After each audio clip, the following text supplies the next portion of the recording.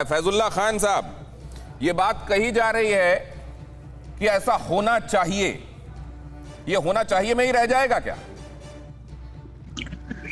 देखिए, बहुत शुक्रिया पैनलिस्ट ने बात की पाकिस्तान से मुताल्लिक। देखिए, अफगानिस्तान के मसले पे बात करते हुए आप वहाँ की ग्राउंड रियलिटीज़ को इग्नोर करके बराह रास्त पाकिस्तान पर आ जाते हैं। देखिए, पिछले 20 साल से वहाँ पर दुनिया की मुख्तलिफ ममालिक की सेना मौजूद थी, टेक्नोलॉजी थी, पूरी जो वर्ल्ड उनको उनकी मदद हो रही थी, वहाँ पर डॉलर्स आ रहे थे, इंफ्रास्ट्रक्चर बन रहा था। ये अफगान गवर्नमेंट का काम था कि वो अपने इत्तेहादियों के साथ मिलकर एक ऐसा सिस्टम डेवलप करते कि वहाँ पर आज तालिबान को जीत न मिलती।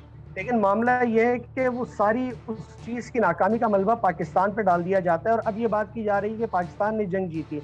यानी आप ये कहना चाह रहे हैं कि दुनिया की 40 ममालिक के आगे अकेला पाकिस्तान। चलिए, उस पर नहीं जाते फैजुल्ला, एक बात का जवाब दे दीजिए आप। पाकिस्तान के लिए माकूल क्या है? माकूल वो था कि वहां पर तालिबान की जीत ना होती और ये सारे मवालिक जिनकी बात आप करते हैं ये रोक देते तालिबान को, या माकूल ये है कि अब तालिबान वहां काबिज है? पाकिस्तान के लिए माकूल क्या है? देखिए, पाकिस्तान से पूछकर तो कोई अफगानिस्तान में नहीं आया था ना। अमेरिका ने कोई पाकिस्तान से इजाजत ली थी? जो 40 ममालिक वहां उसकी सेना आई थी वो हमसे पूछ मैं पूछ आपसे रहा हूं, पाकिस्तान के लिए माकूल क्या है? आप जवाब कुछ और दे रहे हैं। पाकिस्तान के लिए क्या माकूल है? पाकिस्तान और रीजन के लिए माकूल यह है कि अफगानिस्तान में अमन कायम होना चाहिए। अगर वहां पर अमन होता है तो सबसे ज्यादा अगर उसका किसी को बेनिफिट है तो वो पाकिस्तान को है। ठीक है, पाकिस्तान के लिए कोई अच्छाई नहीं है कि वहां पर जंग और पहली हमारे यहाँ कोई 30 लाख। तो अमन किस सूरत में ज्यादा कायम होती? यहाँ पाकिस्तान में मौजूद। अब इस पर आएंगे कि अमन किस सूरत में ज्यादा कायम रहेगी? अभी कायम रहेगी ज्यादा या पहले की स्थिति में ज्यादा कायम हो सकती थी?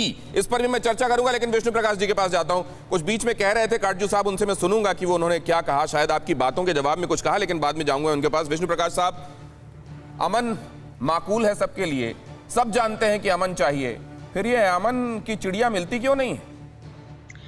ये भी पूछ लेते हैं, पहले तो नमस्कार, ये भी पूछ लेते हैं कि किस तरह का अमन चाहिए। दिक्कत ये है कि हमारे पड़ोसी मुल्क का रवैया है मुंह में राम राम बगल में छुरी।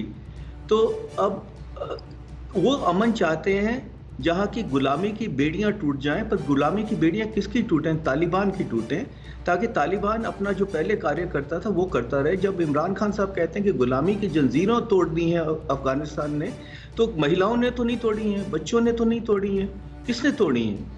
तो दिक्कत ये है कि जो विवेक काटजू साहब कह रहे हैं बिल्कुल ठीक कह रहे हैं कि जब तक पाकिस्तान, चाइना, रशिया नहीं मानते और प्रेशर नहीं डालते तब तक कुछ नहीं होगा।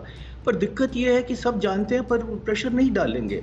जो इस वक्त हालात कुछ ऐसे हैं कि तालिबान क्योंकि जीत गया है तो सब इसकी सिफारिश करेंगे सब, और किसी न किसी तरह कोशिश करेंगे कि इनका राज कायम हो जाए। अगर ये कोशिश है कि राज कायम हो जाए तो फिर उसके बाद के फॉल आउट भी तो हैं, वो भी तो देखना है इन मुल्कों को। क्या या 10 फार नो फर्दर वाली सोच के साथ चल रहे हैं क्या? ये भी मैं समझूंगा। जावेद गफ्फारी, मैं आपके पास आऊं उससे पहले मैं रोहित शर्मा को इंट्रोड्यूस कर दूं, हमारे संवाददाता वॉशिंगटन से। खास तौर से अमेरिका क्या सोच रहा है जब ये कह दिया गया है कि तय वक्त पर निकल जाइएगा वरना अंजाम भुगतने के लिए तैयार रहिएगा। लेकिन पहले जावेद गफ्फारी, मिलिट्री स्कूल में 150 बच्चे, याद है ना पाकिस्तान को? जी बिल्कुल दिनेश, याद है, और वो गम, हमारे गम में आपको भी बराबर का शरीक होना चाहिए। आप इस तरह करके कहते हैं जैसे अल्लाह माफ करे वो अलमिया सिर्फ हमारे साथ हुआ है और आपके साथ आज तक कोई घटना नहीं हुई। ये कहां से निकाल के ना आए नतीजा? सोचना चाहिए। आप अगर आवाज में दर्द महसूस नहीं कर सकते, मैं आपको याद क्यों दिला रहा हूं? आपका जख्म याद नहीं दिला रहा हूं, इंसानियत का जख्म याद दिला रहा हूं। आप अपने मन से नतीजे कहां से? आपका 2 गुणे 2 बराबर 10 क्यों हो जाता है हमेशा? आपने कहां से निकाल लिया कि मैंने आपका जख्म कुरेदा है और मेरा जख्म नहीं है वो? इंसानियत का जख्म इंसानियत का होता है। जावेद गफ्फारी, नजरिया बदल लीजिए। अब आगे जवाब दीजिए मेरा। अगर आपको वो याद है जावेद गफ्फारी, अगर वो याद है तो सुविधा से भुला क्यों देते हैं जावेद गफ्फारी आप उसको? आपको याद हमेशा क्यों नहीं रहता वो?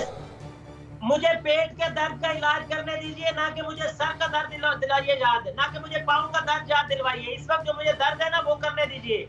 इस वक्त हम चाह रहे हैं अमन पूरे खित्ते में। उसके ऊपर जो तमाम तर लोग बैठे हैं, आपके क्या लगता है कि आपको ये यूएसए के बगैर हो गया सारा कुछ? आप सिर्फ और सिर्फ इंडिया नेगेटिव कर दीजिए, बाकी सारे यही चाहते हैं अमन हो।